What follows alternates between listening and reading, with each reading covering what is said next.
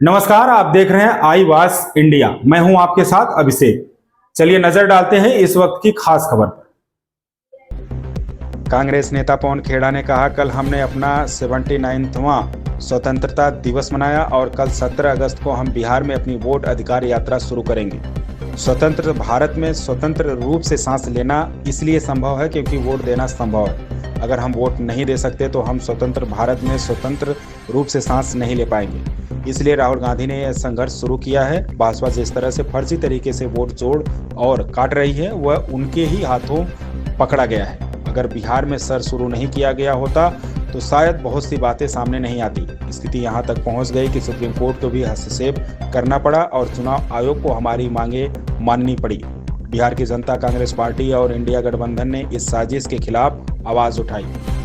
कल हमने अपना 79वां स्वतंत्रता दिवस मनाया और कल आने वाले कल 17 तारीख को बिहार के सासाराम से हमारी वोट अधिकार यात्रा, एक ऐतिहासिक यात्रा शुरू होने जा रही है। आजाद भारत में आजादी से सांस लेना इसीलिए संभव है क्योंकि वोट देना संभव है। अगर हम वोट नहीं दे सके तो हम आजाद भारत में आजाद तरीके से सांस भी नहीं ले सकते। ये संघर्ष जो राहुल गांधी जी ने शुरू किया है, ये इसीलिए किया है कि आजाद भारत में एक एक भारतवासी आजादी से सांस ले सके। जिस ढंग से फर्जी तरीके से वोट जोड़ना, फर्जी तरीके से वोट काटना, भारतीय जनता पार्टी का ये रंगे हाथों पकड़े गए हैं, उनकी चोरी रंगे हाथों पकड़ी गई है।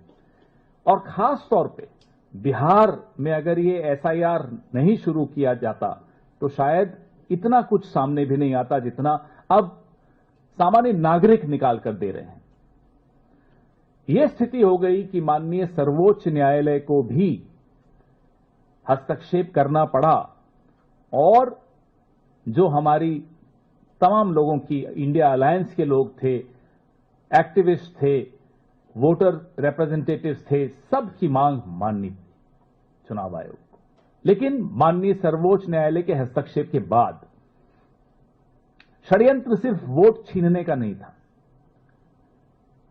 षड्यंत्र था हमारी आपकी पहचान छीनने का।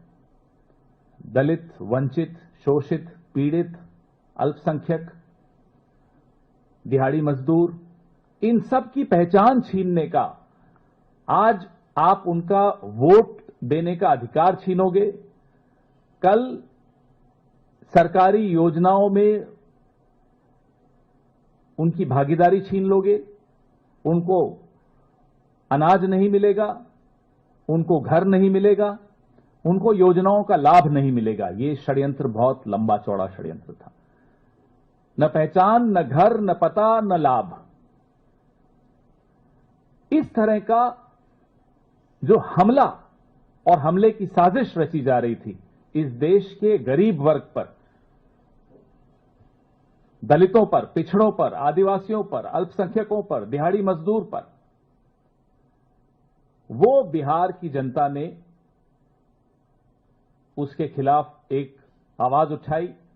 कांग्रेस पार्टी ने आवाज उठाई, इंडिया गठबंधन ने आवाज उठाई और माननीय सर्वोच्च न्यायालय ने वो आवाज सुनी।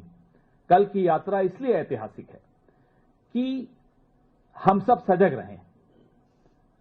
साजिश करने वाले बाज नहीं आएंगे। वो वोट चुराने की कोशिश करेंगे, वो वोट छीनने की कोशिश करेंगे, वो हमारे और आपके हक छीनने की कोशिश करेंगे। इसलिए सजग रहना प्रत्येक नागरिक का तो कर्तव्य है ही, विपक्ष का बहुत बड़ा कर्तव्य इसमें हो जाता है। हमारी एक छोटी सी इस खबर में बस इतना ही। बने रहें आप आई वास इंडिया के साथ।